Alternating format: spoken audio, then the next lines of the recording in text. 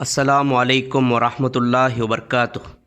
بسم اللہ الرحمن الرحیم، نحمدہ ونصلی علی رسولہ الکریم، اما بعد۔ محترم سامعین، صحیح ذکر چینل میں آپ کا خیر مقدم ہے۔ موٹیویشنل پوئٹری کی یہ سیریز میری کتاب شعری التحفیظی یعنی مائی موٹیویشنل پوئٹری پر مبنی ہے۔ آج کے اشعار ان لوگوں کے نام ہیں جو خدا سے محبت کا دعویٰ تو کرتے ہیں مگر ان کا ہر عمل خود غرضی، خوب نفسی سے بھرا ہوتا ہے۔ دوستوں، میں آپ سے سوال کرنا چاہتا ہوں، اگر کوئی شخص کسی سے بے لوث محبت کرنے کا دعویٰ کرتا ہو تو اس کا ثبوت کیا ہونا چاہیے؟ اس کا ثبوت ہونا چاہیے ہر وہ عمل جو ثابت کرے بنا غرض، بنا لالچ کی محبت۔ سچی محبت کرنے والے محبت کے لیے اپنی ہستی تک کو مٹا دیتے ہیں۔ اب ذرا خدا سے سچی محبت کرنے کا دعویٰ کرنے والے ان عاشقوں کی طرف تو دیکھو جو دین کی بات کرنے کا، دعوت دینے کا دعویٰ کرتے ہیں۔ ایسے رہنما ان میں سے کئی تو اپنا نام چمکانے کی فکر میں زیادہ لگے رہتے ہیں۔ ہر وقت اپنے بڑے بڑے فوٹو بینرز میں، اشتہاروں میں چھپواتے رہتے ہیں۔ کئی لوگ ایسے ہیں جو دین کا علم بیچ کر اس سے زیادہ منافع کمانے کے چکر میں لگے رہتے ہیں۔ غلط سلط کام بھی کرتے ہیں جن کی قرآن حدیث سے کوئی دلیل نہیں ملتی۔ کئی لوگ گن گن کر ذکر اس لیے کرتے ہیں کیونکہ ان کو یہاں پتہ چلتا ہے کہ اتنے بار فلاں چیز پڑھو گے تو جنت میں گھر بنے گا، اتنے بار فلاں چیز پڑھو گے تو گھر کے سامنے باغ باغیچہ بنے گا، اتنی بار فلاں چیز پڑھو گے تو گھر پر ہیرے جواہرات جڑ جائیں گے، وغیرہ وغیرہ۔ یہ لوگ اللہ سبحانہ تعالیٰ کے ان گنت احسانوں کا شکر ادا کرنے کی نیت سے کوئی عمل نہیں کرتے بلکہ الٹا خود غرضی میں کیے اپنے عمل کا خدا پر ہی احسان تھوپتے رہتے ہیں۔ تیرے دین کا علم لیا، اس کے لیے محنت کی، تیرے دین کی دعوت کی، تیری عبادت اتنی کی، تیرا ذکر اتنی بار کیا، وغیرہ وغیرہ۔ ایسے ہی کردار والے ایک شخص کا انتقال ہوا تو اللہ کے سامنے پیش ہوا۔ رب نے پوچھا تیرے ساتھ کیا سلوک کیا جائے؟ سن کر شخص کو غصہ آیا، بولا یہ کیا سوال ہوا؟ تجھے تو پتا ہے کہ میں دن میں پورا دن پورا وقت تیرا ذکر اور عبادت کیا کرتا تھا، رات میں جاگ کر تیری عبادت کیا کرتا تھا، کم کھاتا تھا، کم سوتا تھا، میں حقدار ہوں جنت کا، مجھے جنت میں ڈال دے، سوال کیا پوچھتا ہے؟ اللہ کو اس کے اکڑ پر غصہ آیا، اس کو ریگستان میں بھری دھوپ میں پٹک دیا۔ سر پر سورج تھا، گرمی سے برا حال ہوا، پیاس سے گلا سوکھنے لگا۔ تبھی ساقی کی شکل میں ایک فرشتہ نظر آیا جس کے ہاتھ میں پانی کا ایک پیالہ تھا۔ شخص نے اس سے پانی مانگا، فرشتے نے کہا پانی تو تجھے دے دوں مگر اس کے بدلے تو مجھے کیا دے گا؟ شخص نے مایوس ہو کر کہا میرے پاس تو کچھ بھی نہیں ہے تجھے دینے کے لیے۔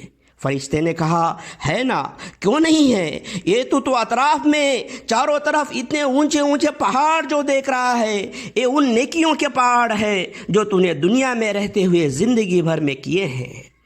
میں تجھے ایک گھونٹ پانی دوں گا، تو اس کے بدلے تیرے سارے پہاڑ لے لوں گا، کیا تجھے منظور ہے؟ مجھے منظور ہے۔ شخص نے سوکھے گلے سے تڑپتے ہوئے جلدی کہا سب پہاڑ لے لے اور مجھے پانی دے دے۔ فرشتے نے اس کے حلق میں ایک گھونٹ پانی ڈالا، گلا تر تو ہوا مگر ایک گھونٹ سے پیاس تھوڑی ہی بجھنے والی تھی۔ وہاں چلا اٹھا اور پانی دے۔ فرشتے نے کہا اب تیرے پاس کیا ہے جس کے بدلے میں تجھے پانی دے دوں؟ شخص نے نظروں کو چاروں طرف گھما کر دیکھا تو سارے پہاڑ غائب ہو چکے تھے۔ وہ اپنی اکڑ پر شرمندہ ہوا اور گڑ گڑا کر معافی مانگنے لگا۔ غیب سے آواز آئی اے ناشکر انسان، اگر تو زندگی بھر بھی عبادت کرے تو میں نے تجھے دیے ہوئے پانی کے ایک گھونٹ کا بھی احسان ادا نہیں کر سکتا۔ پھر ذرا میرے ایک احسان کو تو یاد کر۔ ایک نطفے سے میں نے تجھے بڑا کیا، طاقت دی، سمجھ دی، آنکھ، کان، ناک، منہ، ہاتھ، پیر سب کچھ دیا کہ ان میں سے ایک بھی چیز کی کمی رہے تو زندگی بھر پریشان رہتا۔ دولت دی، عزت دی، بیوی بچے سب کچھ دیا، پھر بھی تو ناشکرا کے ناشکرا ہی رہا۔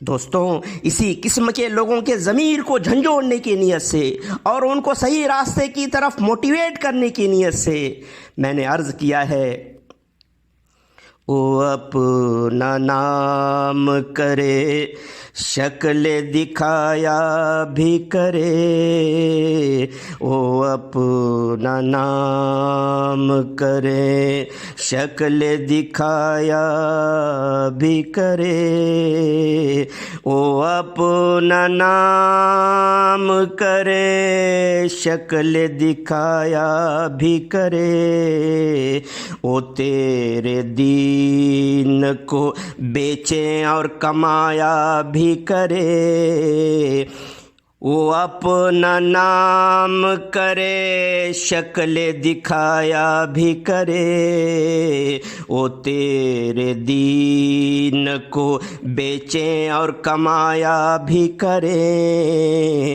وہ ذکر بھی کرے تو جنت میں گھر بنایا کرے، وہ ذکر بھی کرے تو جنت میں گھر بنایا کرے، تجھی پہ رب میرے پھر احسان جتایا بھی کرے، تجھی پہ رب میرے پھر احسان جتایا بھی کرے، وہ اپنا نام کرے، شکل دکھایا بھی کرے، وہ تیرے دین کو بیچے اور کمایا بھی کرے، وہ ذکر بھی کرے تو جنت میں گھر بنایا کرے، تجھی پہ رب میرے پھر احسان جتایا بھی کرے،